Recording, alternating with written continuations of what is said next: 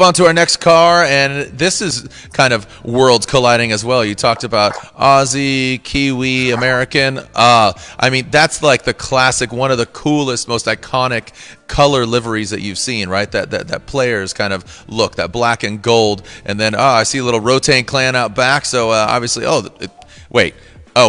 Was that a Mad Mike logo on the wheels? All right, let's talk about this 88 Fc RX7, 326 power coilovers, custom brake package, one-off three-piece wheels, turbocharged, Stage 2, 13B, has the TTI 5-speed sequential trans, intended a 3-month grassroots build, turned into a 4-year project. So inspired by Senna's first F1 victory with Lotus, and that is that classic livery. So Mike, I feel like you know the owner of this vehicle. I saw a Rotain Clan sticker on that back hatch. I saw your initials on the wheels.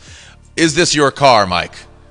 This car is not my car, but it screams the dream. This is, I mean, we're getting now, Jared, to the near end of the cars. And I'll be straight up honest right now, this is by far my favorite. Not just because it has my design wheels on it, but you know, the Senna tribute with the graphics, the fact that all this has been done by Brad himself, pretty much just him and his buddies doing it in the shed, and just learning, you know, like automotive car culture. I myself was a self-taught mechanic, and Brad's done quite the same, you know, with just being hands-on and just doing stuff that's different and just taking little bits of inspiration from like Japanese car culture, like the JDM, you know, you've got time attack in there.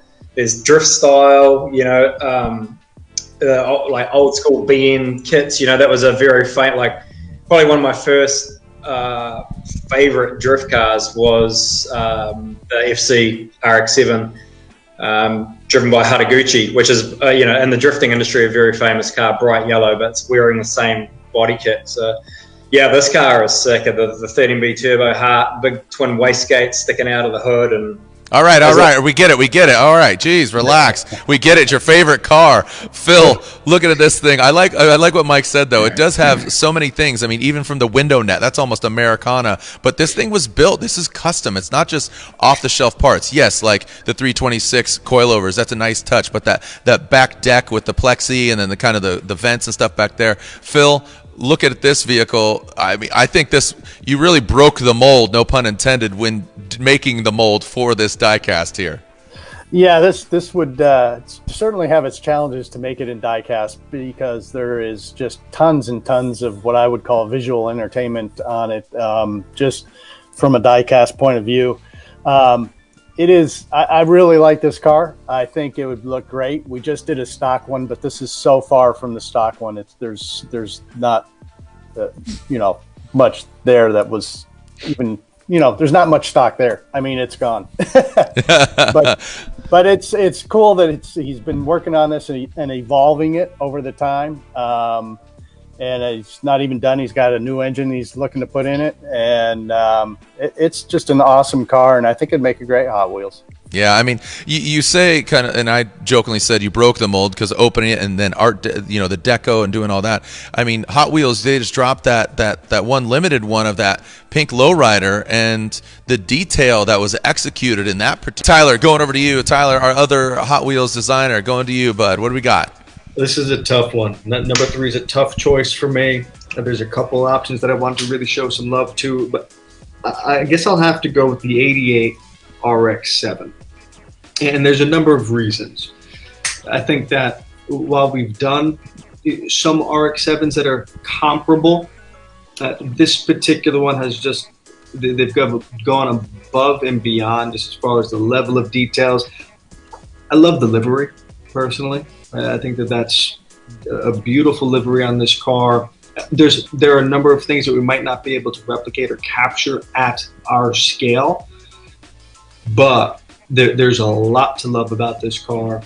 I just wish that I'd seen more of it. I can't wait to see more of it actually on track, doing its thing. Yeah, that's my right. number 3. Number 2, what do we got? Number 2 will be the 1970 Capri. Okay. I think I am, but I still look like this. All right, you're number 1, the Wedette, the Mad Fam. What do you got there, fellas? Number 1 is number 9, the FC RX7. It's an inside job. It's an inside job. I'm joking. Already have a casting of this. However, I feel like this would just be such an epic Hot Wheels. I know as the Hot Wheels designers, it would be a struggle for the super intricate detail that Brad's put into this car. But I feel like this thing, has the potential, even if it was a premium line or something. But yeah, the workmanship, it just oozes style. Yeah, I do love it. It's probably one of my favorites because it just blends so many different things together. Like you said, just the one-off, the 326. It has those rare JDM parts, but you could see the craftsmanship that goes into it with the body and just things hanging. And I know you're a fan of Senna as well, but that player's livery is probably one of the most iconic, F1 vintage liveries ever. Black and gold, you can't go wrong. Black and yellow, right?